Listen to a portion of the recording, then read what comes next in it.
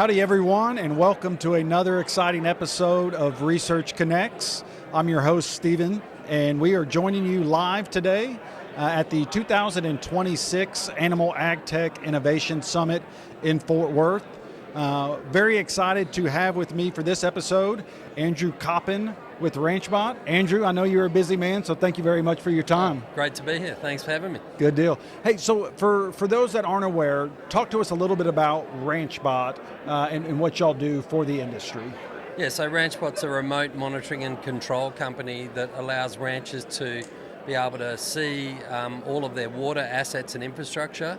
You know, ranchers spend a lot of time driving around checking things that 95% of the time don't need checking. So we created technology that connects with their water storages, their cattle troughs, their pumps, their wells, and lets them know what's happening without them even having to go there. So we've got about 12,000 people wake up in the morning now, and instead of just jumping in the F-250 and starting to drive to check things, they can look on their cell phone or their computer and know what's happening on the ranch, make better management decisions, save time, save money, and maybe most importantly have peace of mind around what's happening and all the things they can't see. Sure.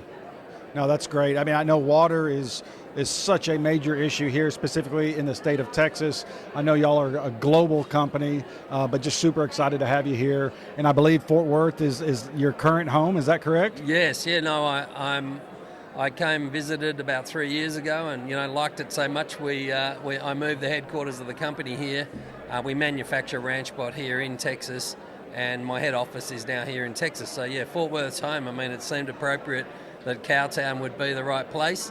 And of course, as a fast-growing company, we've got great universities like Texas A&M, Tech, TCU, and others that are to the ranchers of tomorrow and the kids of tomorrow who want to do ranching differently, but who are really passionate about it. And so the fact that so many major educators are here was a big decision in our move to move the headquarters here. Yeah, absolutely. Makes a ton of sense.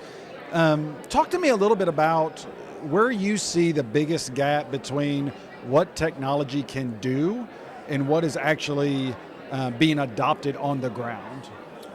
Yes, I think there's quite a big gap these days still, and I rationalise that by ranching here in the US is steeped in a lot of tradition. Ranchers have been doing things the way they've been doing them for a long time, and change of behaviour happens slowly. So I think the good news for ranchers and for technologists is over the last I've been doing this for 12 years. Probably seen more change over the last 2 or 3 years in technology capability, and that there are now real world solutions that are the right price, solving the right problems, and are scalable, and the businesses are sustainable businesses that'll be here for the future generations.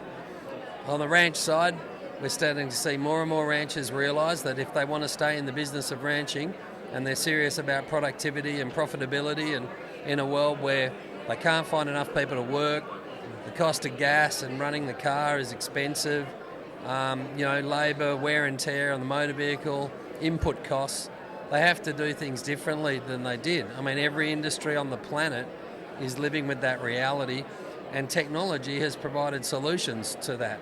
And so I think at the moment there is probably a pretty big gap between there's a lot of capability in technology, and the ranchers are sort of a little bit behind the 8 ball, needing to catch up.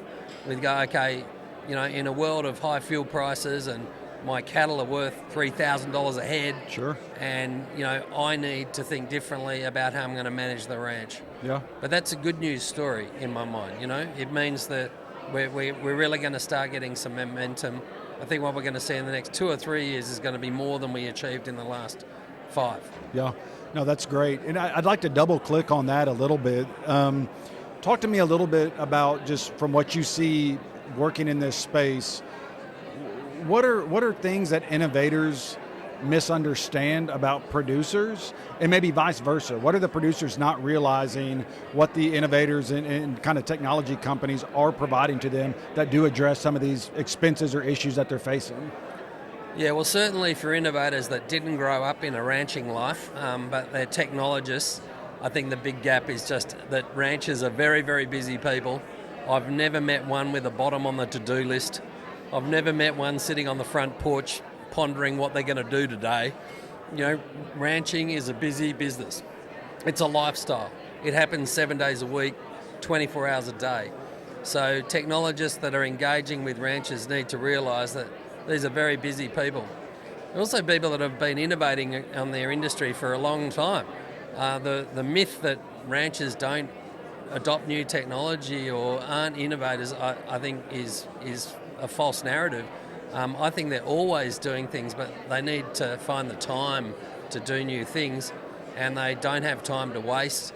And that's where, research and solid research to sort of, make things robust before they enter the commercial market is so critical. And why we love working with Texas A&M on research projects and things. We get to validate things before they're in the real world. So I think that's a big important misunderstanding from the technology. From a rancher's perspective, I think these days technology, we set the bar pretty high based on what we know. So whether I can log in and do my banking on my cell phone and that all works seamlessly and it's easy, that doesn't mean that new technology coming into the ranch sector is also going to be seamless. Like that. It's not been around. It hasn't had billions of dollars spent on it to make it perfect yet. And the only way it will get perfect is by more ranchers using, giving feedback, telling what they would like, and being part of the evolution of technology. I think when I bought my first cell phone, it was a big brick like this, and then they did weird things like put text messaging on it. I thought, why do we need a text message when we've got a perfectly good phone? Isn't that what we bought it for? And here we are, 25 years later, and we run our whole lives on the cell phone. So technology evolution is exactly that. It's an evolution. It's not I'm going to get the solution that solves all my problems immediately tomorrow.